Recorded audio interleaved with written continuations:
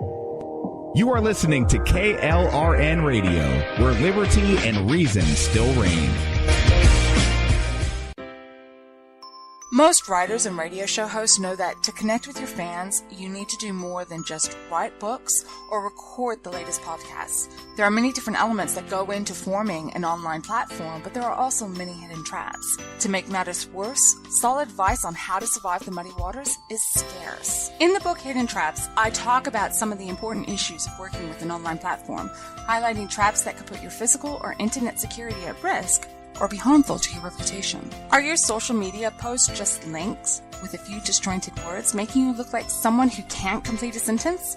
Did your new website cost you more than you anticipated? Are you leaking your personal contact details across the web without even knowing it? Then you need Hidden Traps. Hidden Traps is now available in paperback and ebook from a variety of retailers, including Amazon, Barnes & Noble, and Kobo.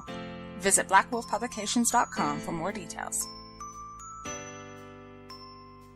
If you're 85 or younger, would you like peace of mind and comfort for your family? We're Final Expense Direct with an urgent message for you. The average funeral today costs over $8,000, but the most you'll get from government benefits is $255. How will your family pay the difference? We can help. Our senior plans start as low as just $1 a day and pay up to $30,000 for a funeral and other final expenses. Peace of mind is easy. There's no medical exam. You'll have lifetime coverage, and your plan can't be canceled as long as you pay your premiums. Call now for free information about our senior plans. Answer a few simple questions and receive approval right on the phone. Plus, call right now and we'll give you a discount prescription card for free. Call 800-553-8687. That's 800-553-8687. Again, 800-553-8687.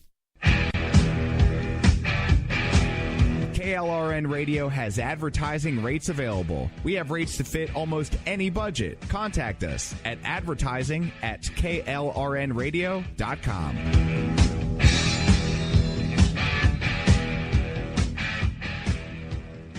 Everyone loves liberty. Our rights come from God, not the government. So why are you letting other people tell you what's best for your health care? Exercise your freedom with Liberty Health Share. Liberty Health Share is a community of people who voluntarily share one another's medical costs. Liberty Health Share is founded on the idea that most people truly want to help one another. Healthcare sharing allows members to do just that as a true community that supports one another in times of need. Liberty believes people should make decisions for themselves and their families. Members are able to take back the freedom to make their own decisions about their health care. Freedom from guilt or doubt about how your money is used. You have the freedom to direct your health care, not to be dictated to by bureaucrats. Stop letting others tell you what to do and join a community of like-minded people. Exercise your freedom. Join Liberty Health Share and take back the control of your health care while helping those around you. Call Liberty at 855-58-LIBERTY. Again, that's 855-58-LIBERTY for more information, or you can check them out at libertyhealthshare.org. Again, that's libertyhealthshare.org. My son was in the Army back during Desert Storm, but even then he wanted an MBA. He looked at a dozen schools, but only one offered the online education and flexibility he needed while he was in a tent in Iraq. Grantham University. Turns out that Grantham's been delivering affordable, relevant college and advanced degrees for over 65 years. Heck, if they can deliver a quality education to a soldier in a tent overseas, think about the flexibility Grantham can offer you so you can earn your degree too. It doesn't matter how complicated or full your life is. If getting a degree is on your bucket list, you'll want to do what my son did. You'll want to call Grantham. Find out how easy it is to get started on your education so you can check that college degree off your bucket list. Call Grantham right now. 800-910-1370. That's 800-910-1370. Flexible, affordable, relevant. Call 800-910-1370. At St. Jude, a family never sees a bill at all. It's like the world has been lifted off of your shoulders. St. Jude Children's Research Hospital. Finding cures, saving children. Learn more at stjude.org. Sometimes writers feel lost, unsure why a passage may not be working. It takes another set of eyes to help us nurture our writing into full maturity. At Black Wolf Editorial Services, we strive to enable writers to develop and grow, offering manuscript critiques and line edits through a mentoring editorial style. We also offer assistance on generating a writer's bio for your websites. Black Wolf Editorial Services, nurturing your writing into maturity.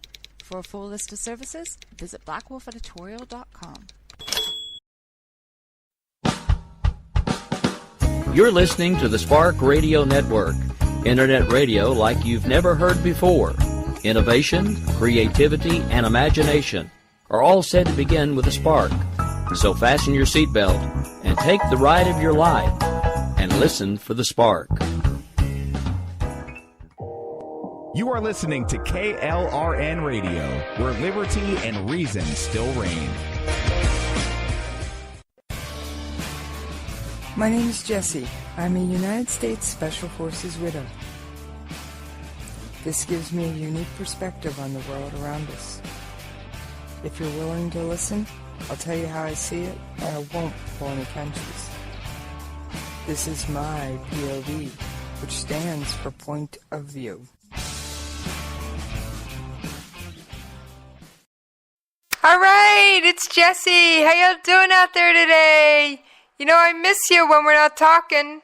Now, I'm getting on over to the KLRNRadio.com chat room. Yes, I will be there the entire episode. I have to apologize. I missed you guys last night. But I had a migraine that just did not permit me to get on the air.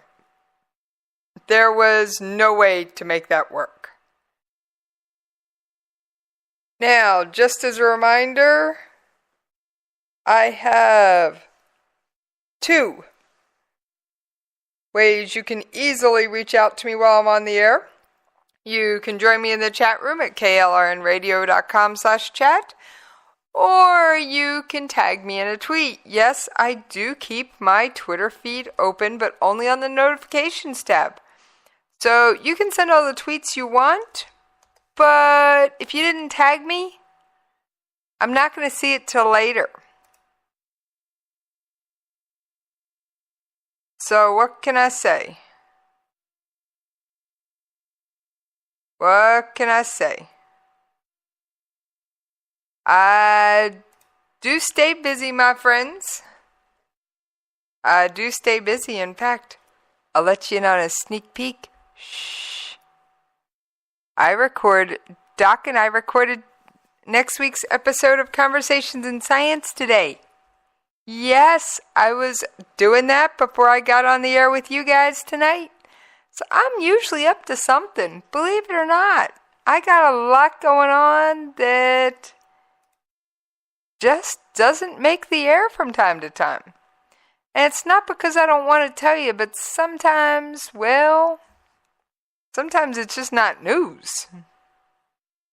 But I thought I'd like to tell you that got the next episode of Convo Science in the can. Just got to do a little bit of editing here and there. Doc and I had a good show, but we usually do. So what can I say? Now, just as a reminder, I know I took over America Off the Rails this week. I don't normally cover it, U.S. politics. So, if you didn't hear this past, the episode where I took over the show on Rick and, well, had fun with his show, you should. Because not only was I on the air, I did the old call a Marine thing. And this guy, Todd Scheller, he was fun to have on the air. Who knows? Maybe I'll have to grab him for my show one of these days. Now, that's nothing against Justin Kinney, who's my regular sidekick on this show as often as I can send out a lasso and grab him on. Hey guys, some pressure might help in that arena. Justin R_Kinney on Twitter. Let him know you want to have him back. Now, the world's still spinning, but what's going on? Has it spun out of control? Not quite yet. Thank you. You guys held on while I took a day off. That doesn't mean everything's as calm as you might think. Of course, there's always rumblings in North Korea. Iran's always up to something. But I got something we haven't had for a while around here today. I got an Operation Inherent Resolve update for you. Yeah, I decided let's let Rocket Man be today. I'm tired of talking about this. But there might be some Bashar al-Assad comments. And that's how I think Putin views Bashar al-Assad. Now, the Iraqi forces are really taking the leadership in getting in their own country and getting people out of there. They really are. They are taking their own leadership. Now, they're not doing it alone. Couldn't expect them to. But they are doing a decent job.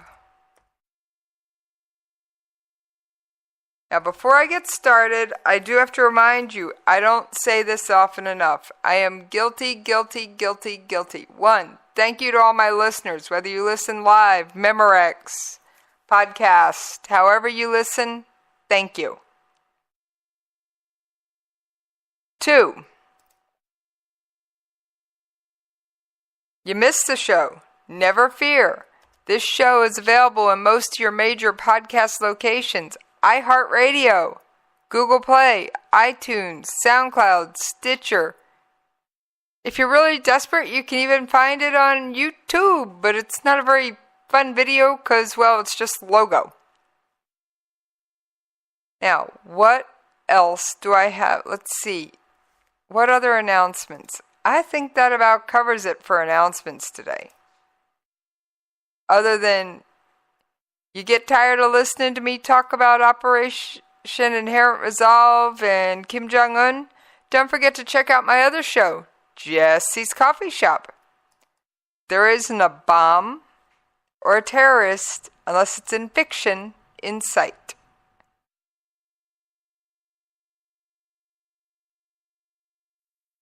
I think that about sums it up, my friends.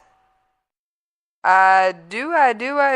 So, I'm going to let you lead off with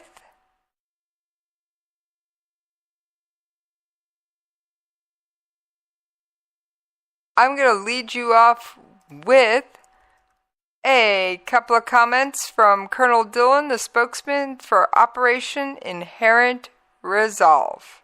The past week, our Iraqi security force partners have continued pressing the fight against ISIS on multiple fronts, showing their capacity as a strong, united fighting force. In the 2.5 weeks since launching simultaneous operations in Hawija, Sharqat, and West Anbar, the ISF have made steady progress defeating ISIS whilst liberating Iraqi citizens. The Iraqi security forces quickly completed Phase 1 of operations in Hawija and Sharqat, clearing more than 1,300 square kilometers and liberating more than 100 villages. The ISF are conducting security patrols, back clearance operations, and consolidation as part of the continued offensive.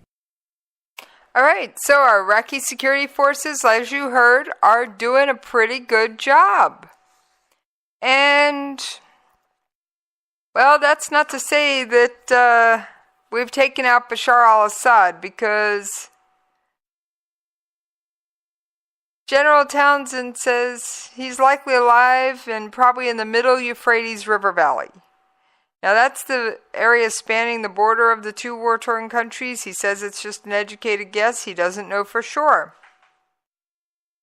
And he's not even 100% sure that he's alive. However, open source reporting and secret communications indicates he's not been killed. Now, Townsend's assignment is drawing to a close, so who knows what direction is going to happen next. But he did say that he has no preference whether Baghdadi is taken alive or dead. He said, I'd just be just about as happy to capture Baghdadi. I don't know who wouldn't. I think I'd be just equally as happy at killing him. And that's pretty strong words from Lieutenant General Stephen Townsend. The general is the latest Department defense official in recent weeks to shrug off the significance of taking Baghdadi off the battlefield. The kind of operation that has taken a central role in prior counterinsurgency operations, like the years-long effort to kill Osama bin Laden. That this question has caused analysts to wonder whether the Pentagon has no idea where he is and doesn't want to admit it, whether it knows but doesn't want to give up the valuable intelligence revealing the fact, or genuinely believes that forcing him into hiding has eliminated the threat.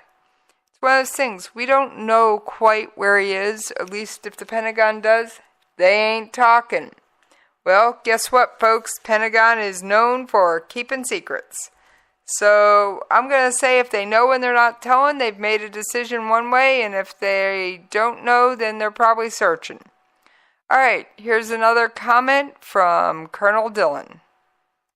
Yesterday, ISIS militants conducted 3 attacks near Ramadi in an apparent attempt to distract Iraqi security forces' attention from their successful operations in Hawija and Sharqat.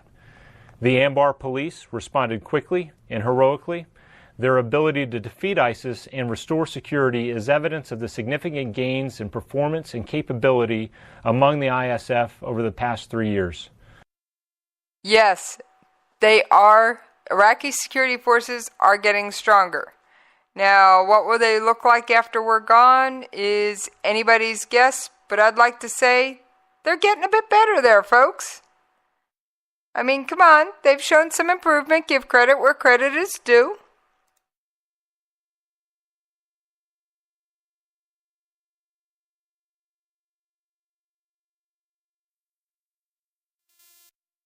And I would like to do one other quick shout out before I get too deep into the weeds here. I want to thank all of you who have followed me on Twitter at Jessie's POV.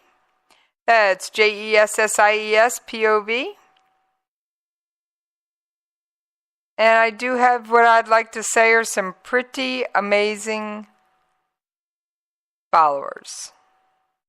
And I'm not one of those people. I don't necessarily call out every follower. But I've got some pretty amazing ones.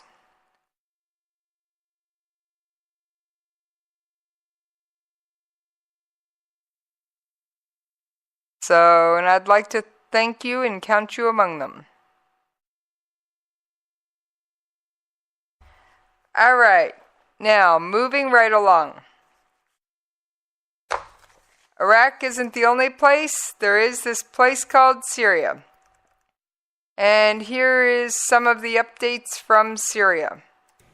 In Syria, our partners, the Syrian Democratic Forces, have made clear progress, and we are seeing the terrorist group begin to lose its grip on their self-declared capital in Raqqa. More than 75% of the city is now clear of ISIS, with more than 50 city blocks cleared in the past week. ISIS is trying to control the remaining civilians in the city, holding them hostage as terrorists cling to the final square kilometers they hold. Despite these attempts, the SDF provided safe passage for about 300 civilians seeking refuge from Raqqa this week. All right, so the Syrian Democratic Forces are making progress. Let's listen in a little bit more of what he had to say about this, because I think some of this information is pretty outstanding, friends. The SDF, the Raqqa Civil Council, and the Raqqa Internal Security Force are all working together to screen, move, and provide food and supplies to those in need. They are also attempting to warn of the IED and mine threat throughout the city. Unfortunately, 2 families triggered booby traps this week while returning to their homes after their neighborhoods were cleared of ISIS.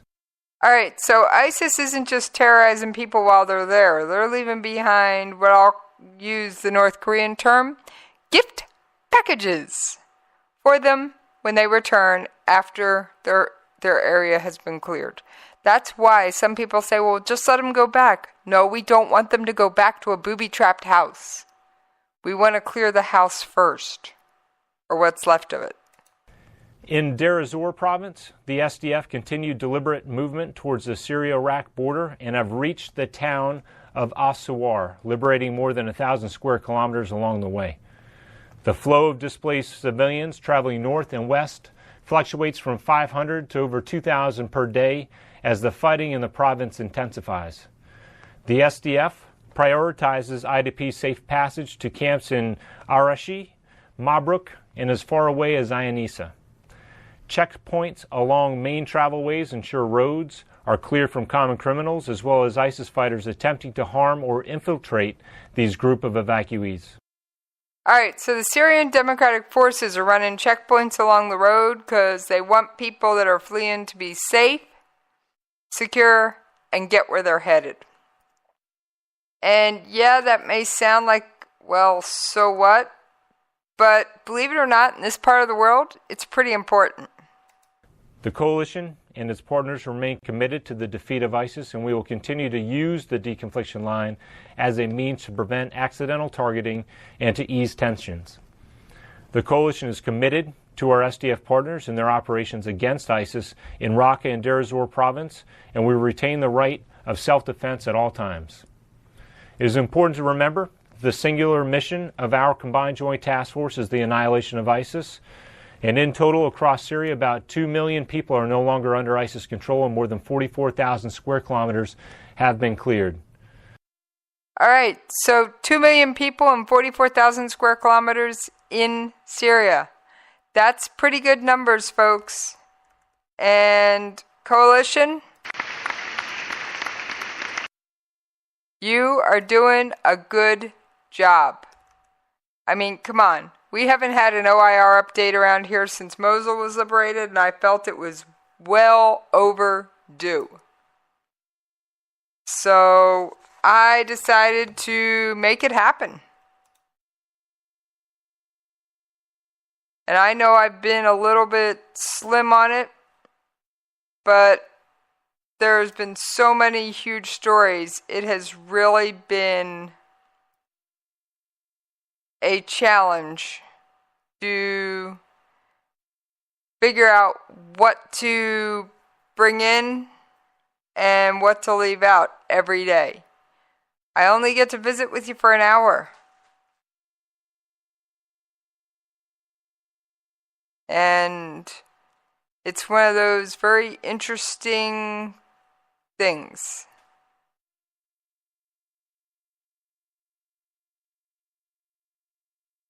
What can I say? I love visiting with you for 4 hours a week. I enjoy it more. However, I enjoy it immensely, but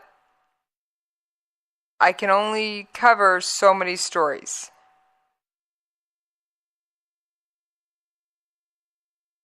Now, there's a lot of stuff on the news I don't have time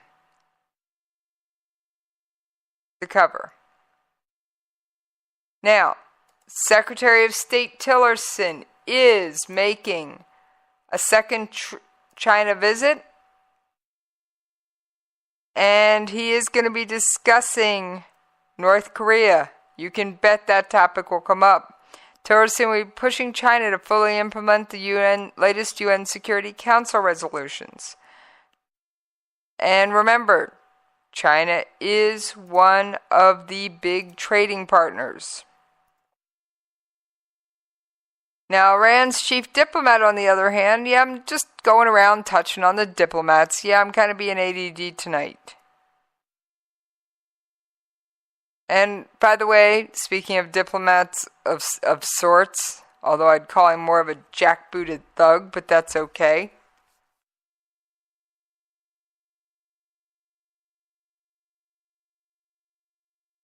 ISIS, whatever you want to call them, has released a recording that claims to be of Abu Bakr al-Baghdadi. It was a 46-minute audio recording. It's the first time since last November supporters of the jihadist group have heard the voice of their self-proclaimed caliph. And since then, the group has suffered. Yes, coalition. Now, of course, Baghdadi didn't talk about that. He emphasized the threat the West still faces from Daesh. And he says the Americans, the Russians, and Europeans are living in terror in their countries. Well, I know I only have a few minutes before I have to take the ever-loving commercial break, but I want to remind you, don't let the terrorists win. Do you know how you don't let the terrorists win? You go about your life. And we're almost finished with the Middle East. For those of you who aren't aware, Turkey isn't always the kindest place. You know, I have said Syria is not necessarily the best place to visit. Well, Turkey's not always great either. President Erdogan suggested that Turkey could free a detained U.S. pastor if the United States hands over a Muslim cleric living in Pennsylvania. Now, the government of Turkey blames the cleric living in Pennsylvania for a failed military coup last year. Turkey has been seeking the extradition of Fethullah Gulen, a former ally of Erdogan, whose supporters are blamed for trying to overthrow Erdogan in July of 2016. Thousands of people have been detained in the crackdown since the failed coup, including an American Christian missionary, Andrew Brunson. Sorry, folks, had to grab a quick drink of water. Brunson has been held since October. Turkish media say charges against him include membership of Gulen's network, considered a terrorist group by Turkish government. The United States says Brunson has been wrongfully imprisoned. Could have written that part of the press release. In a speech to police officers at the presidential palace, Erdogan appeared to link the fate of the two men. Give us the pastor back, they say. You have one pastor as well. Give him Gulen to us. Then we will try him Brunson and give him to you.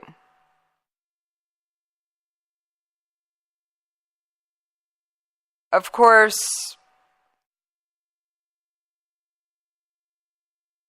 we don't know. Turkey is a frenemy, but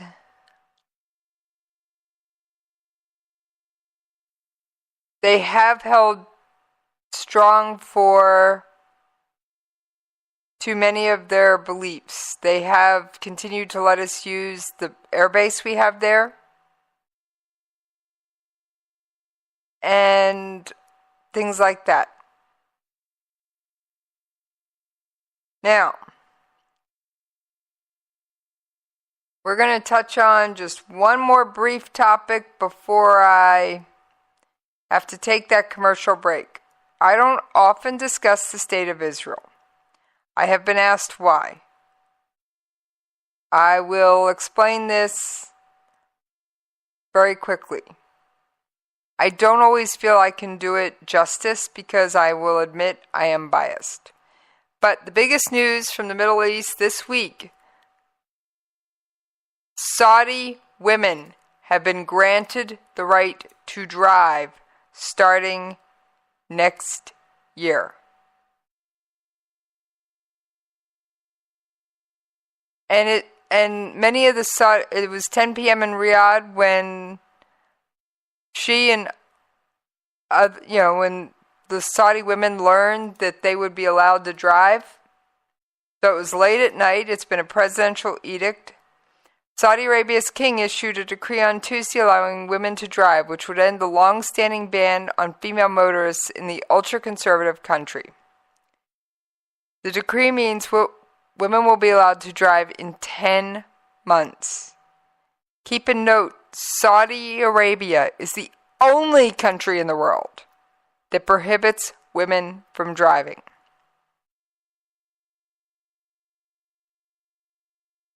Basically, a royal decree was issued for both men and women to be issued driver's license. A committee will be formed to look into how to implement the new order. U.S. State Department spokesman Heather Nauert told reporters the department's pleased with the announcement that the lifting of the ban is a good sign. Now, that doesn't mean that the women won't need permission. Now remember, Saudi Arabia is one of the worst countries for gender equality. Women are forbidden to wear clothes or makeup that show off their beauty. They must limit the amount of time they spend with men who aren't family members and are not allowed to use public swimming pools. Saudi women's rights activists have been pushing for the right to drive for decades because it represents the larger struggle for equality under the law. Saudi women who still remain largely under the whim of male relatives due to guardianship laws.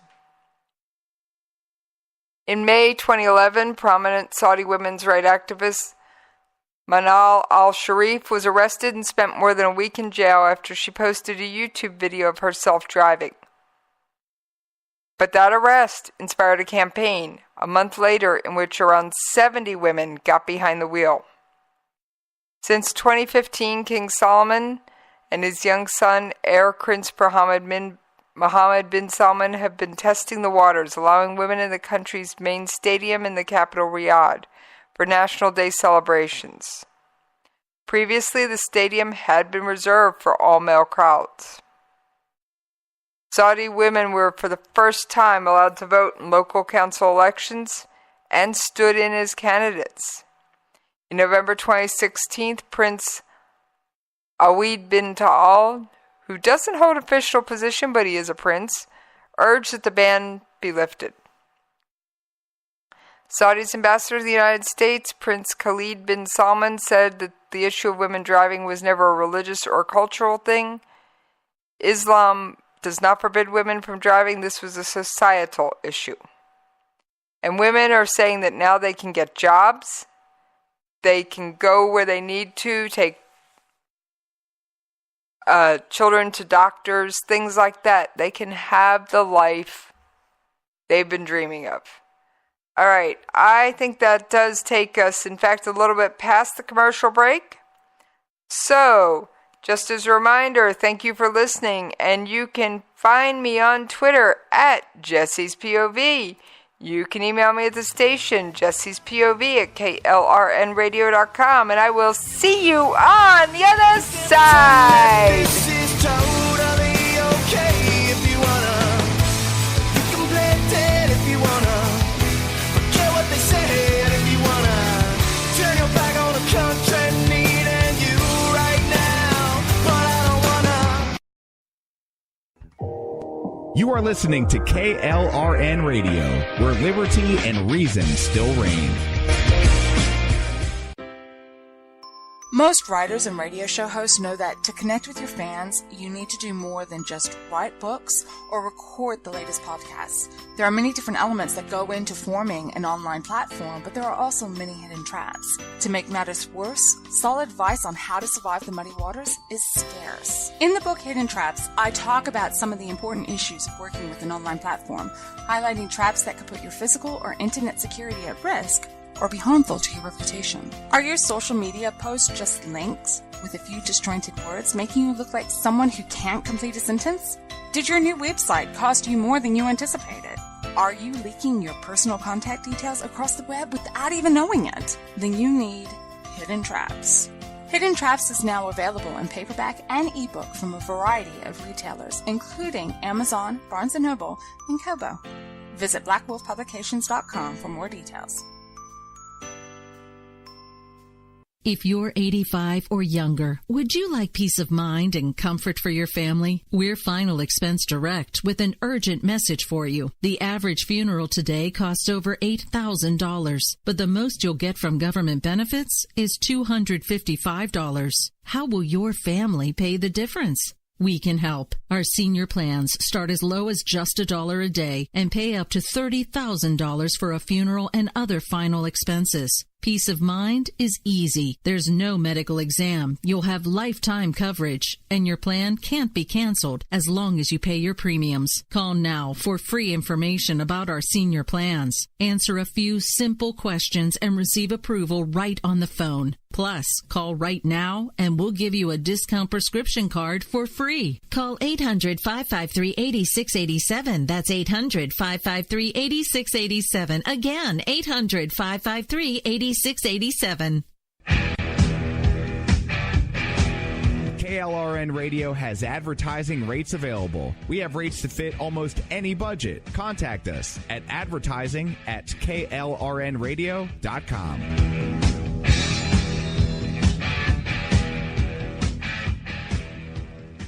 Everyone loves liberty. Our rights come from God, not the government. So why are you letting other people tell you what's best for your health care? Exercise your freedom with Liberty Health Share. Liberty Health Share is a community of people who voluntarily share one another's medical costs. Liberty Health Share is founded on the idea that most people truly want to help one another. Healthcare sharing allows members to do just that as a true community that supports one another in times of need. Liberty believes people should make decisions for themselves and their families. Members are able to take back the freedom to make their own decisions about their health care. Freedom from guilt or doubt about how your money is used. You have the freedom to direct your health care, not to be dictated to by bureaucrats. Stop letting others tell you what to do and join a community of like-minded people. Exercise your freedom. Join Liberty Health Share and take back the control of your health care while helping those around you. Call Liberty at 855-58-LIBERTY. Again, that's 855-58-LIBERTY for more information, or you can check them out at libertyhealthshare.org. Again, that's libertyhealthshare.org.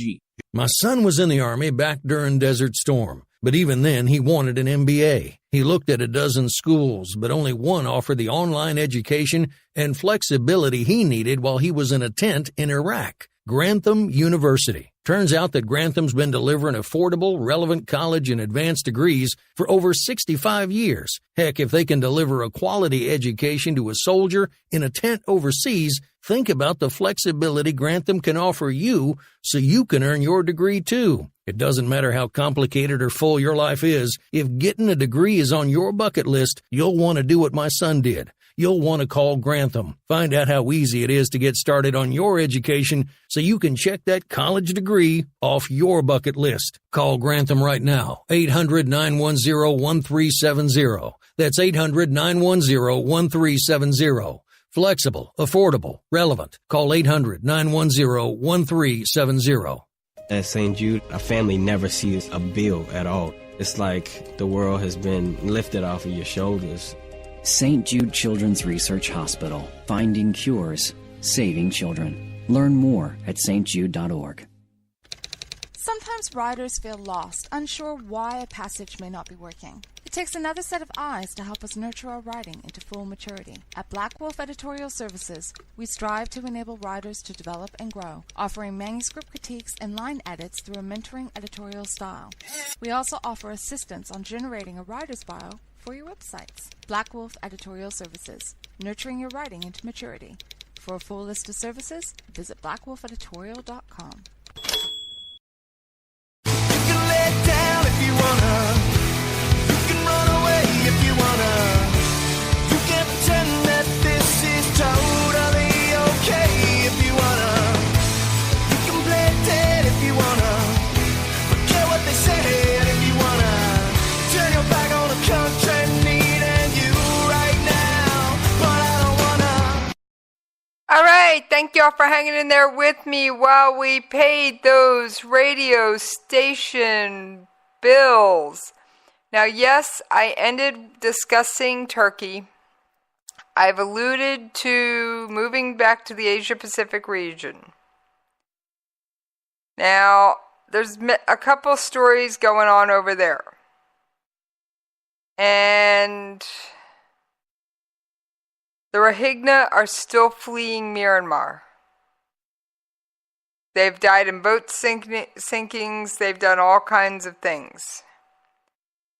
Now, what's new that has just crossed my wire in the past couple minutes is that the U.S. is considering sending B-2 bombers and F-22 stealth jets to South Korea. The U.S. has pledged to expand its rotational deployment of strategic assets near the Korean Peninsula. The strategic assets can refer to nuclear weapons. It can also mean nuclear-powered submarines, aircraft carriers, or stealth aircraft. Now, the talk of increased firepower in South Korea does come after North Korea interpreted some of President Donald Trump's tweets as a declaration of war and announced it would try to shoot down the bombers flying anywhere near its airspace. Right now, just to remind you, we have the B-1B Lancer bombers stationed at Guam. Guys, this is open source information. We've talked about it before. The B-1B isn't nuclear capable, nor is it stealth. The B-2 has both of those capabilities. Although the U.S. already has F-22 and F-35 stealth aircraft stationed nearby in Japan, placing them on the Korean Peninsula could spur further escalation. The B-2 can carry 16 nuclear warheads as well as massive ordnance penetrators, bunker-busting bombs. That would be the U.S. best bet for hunting North Korea's leadership as they hide in underground caves. A recently reported the U.S. had to tell North Korea about the last flight of B-1 bombers near its borders because Pyongyang couldn't really track it. If North Korea struggled with the non-stealth B-1, good luck with the B-2. And the F-22 will probably be invisible to them. The move could backfire. Alright? It could. And I'm not an M&M, so you know I don't sugarcoat it.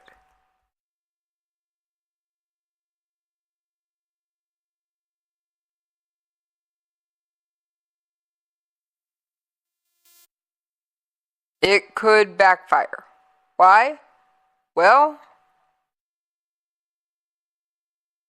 here's this real short and simple reason.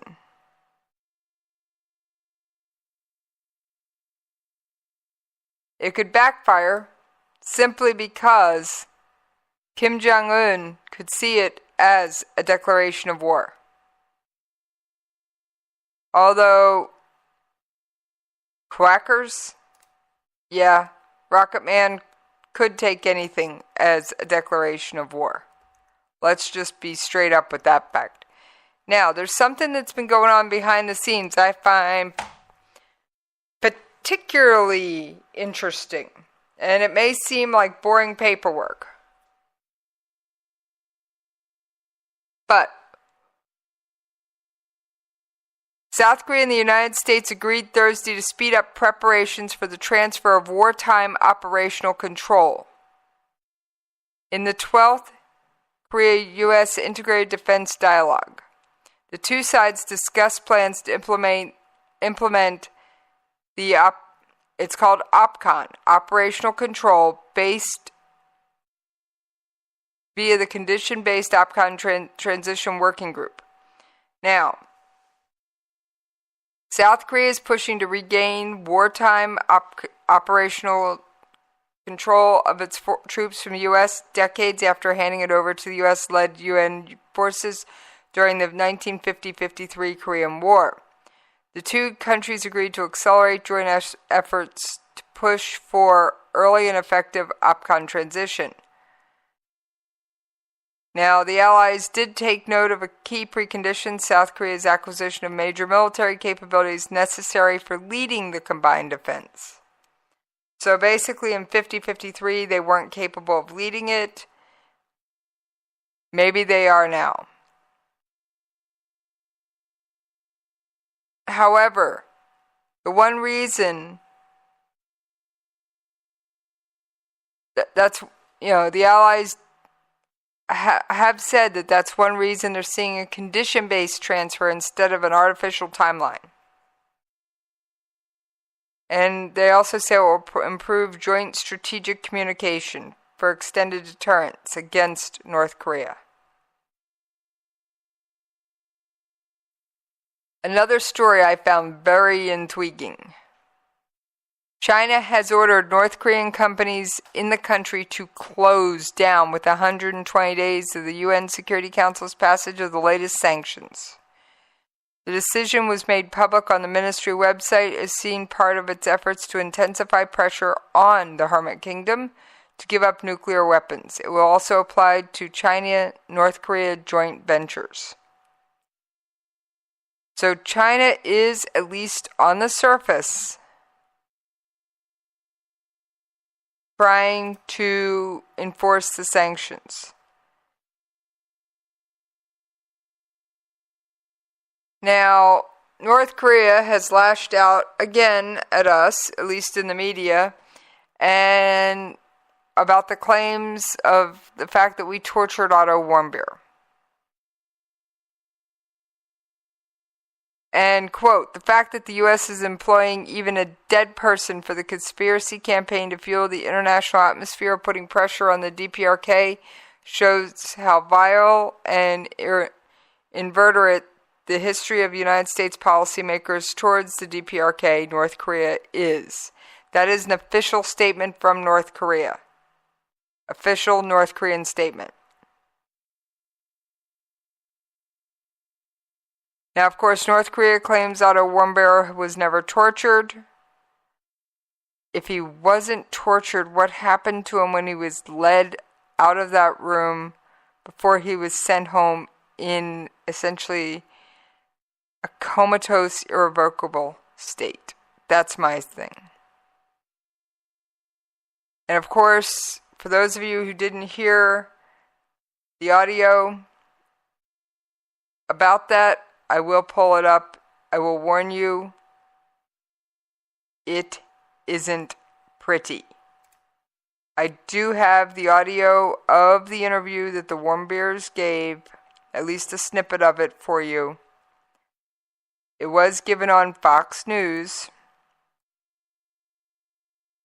but this is how the Warmbiers viewed their son when they first saw him upon his return. I will warn you, it is hard to take.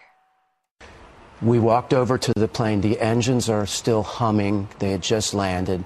We walked up the steps. When we got halfway up the steps, we heard this howling, involuntary, inhuman sound.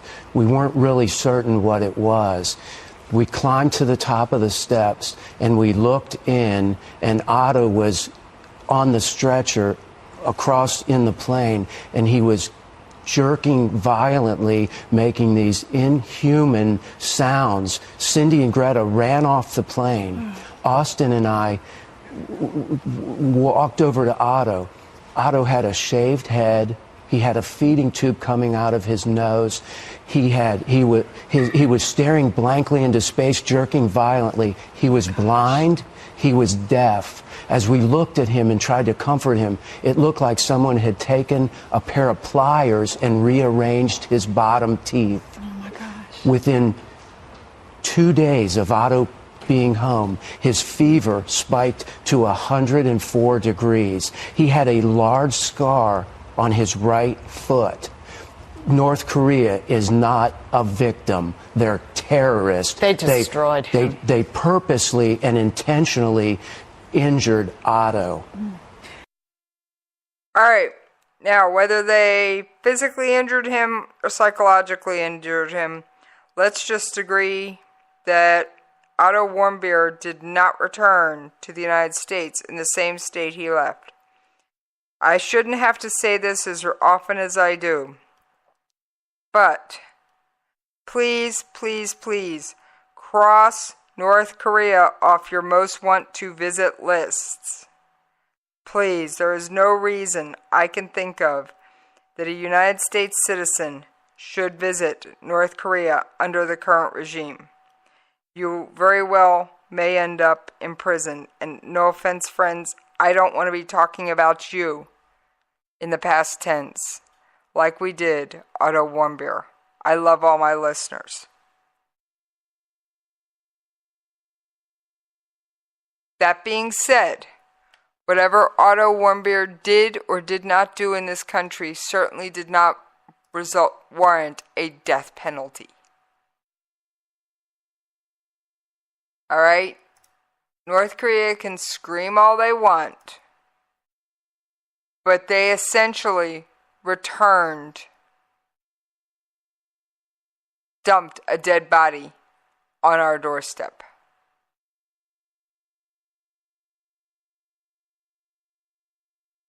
Now, the International Atomic Energy Association said that North Korea's latest nuclear test has proved the country made significant progress in its nuclear program and possesses a new level of threat to the international community.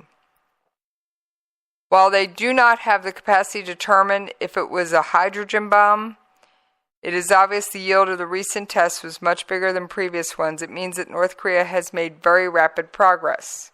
Combined with other elements, this is a new threat, and this is a global threat. I don't have the audio from it. Maybe I'll track it down. Amano is the Director General of the IAEA, untangle my tongue here. He is currently visiting South Korea to discuss the North Korean issue and his organization's cooperation with South Korea. He has met with several high-level South Korean officials, and he says that South Korea is a very important partner in what he is doing in attempts to support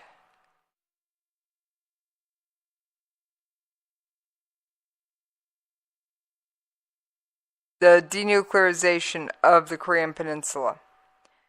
Now, if you think North Korea, just because they've been quiet for a few days, is down and out, they are highly likely to launch additional provocations. Highly likely. They have October 10th is the country's 72nd anniversary of the founding of its ruling Workers' Party. It's a major political anniversary. It's often a military show of force, not to mention just the parade. And don't forget that North Korea is progressing farther than most people thought it could. Now, North Korea also claimed that an additional 4.7 million of its citizens have quote-unquote volunteered to join or re-enlist in the military because of the threat, quote-unquote, to tame the U.S. president. Millions of young men and 1.2 million women said they wanted to sign up to counter the U.S. Pyongyang has previously claimed that North Koreans have volunteered to join the military as part of propaganda campaigns, so these numbers may or may not be accurate.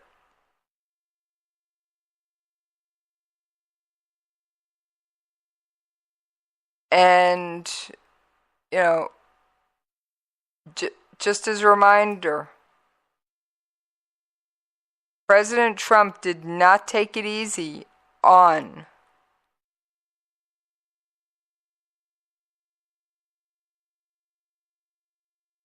Korea in his statements at the UN. He was pretty tough on him. He called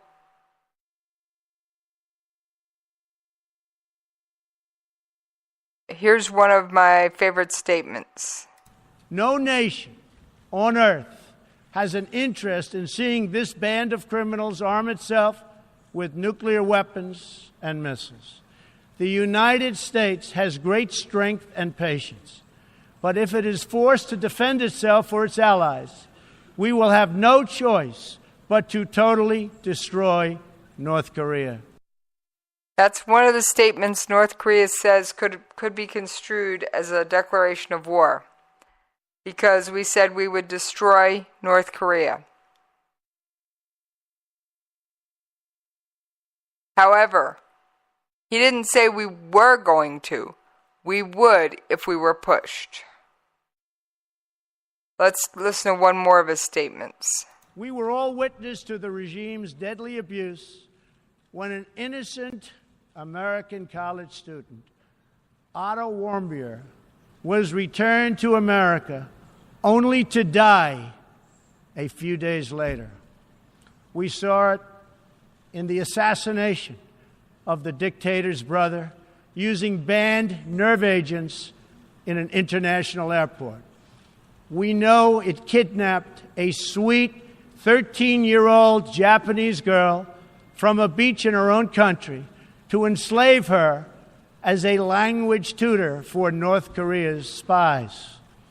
If this is not twisted enough, now North Korea's reckless pursuit of nuclear weapons and ballistic missiles threatens the entire world with unthinkable loss of human life. Yes, North Korea has escalated their propaganda to the point where they are viewed as a global threat.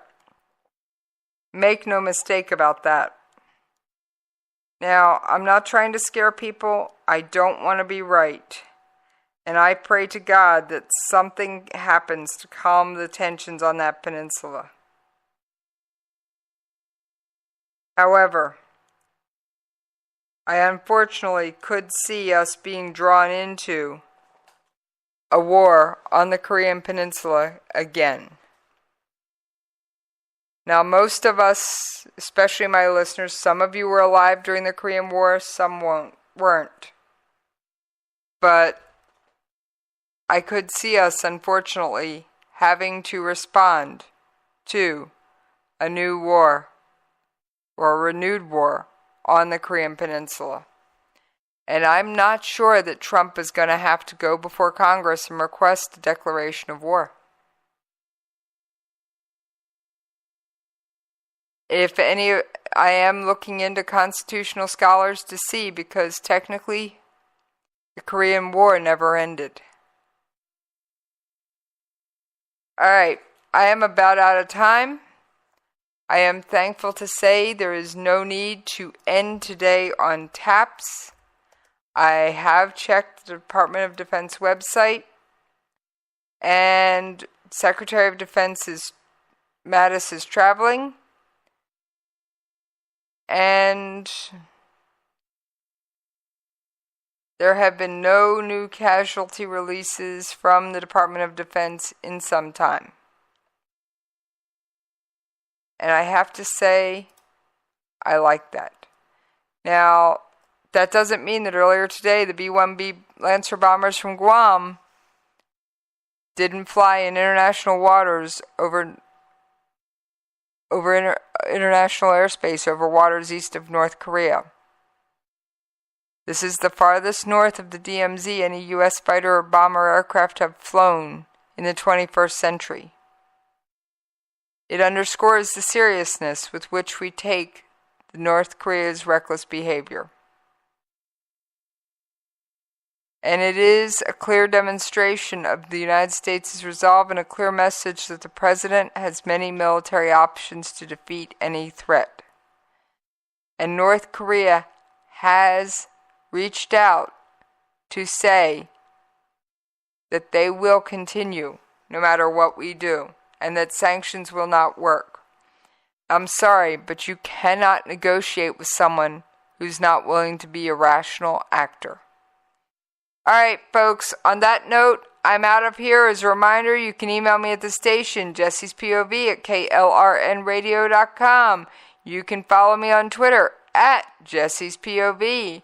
And again, you miss a show, you miss an episode, please, please, please check out iHeartRadio, iTunes, Google Play, SoundCloud, Stitcher, Spreaker, or your favorite podcast location. Just grab your cell phone, hit the podcast thing, and type in Jesse's POV or Jesse's Coffee Shop. I'm willing to bet we'll be there. On that note, folks, you regulars know what's coming. You new listeners, buckle up for the ride, because I'm out of here!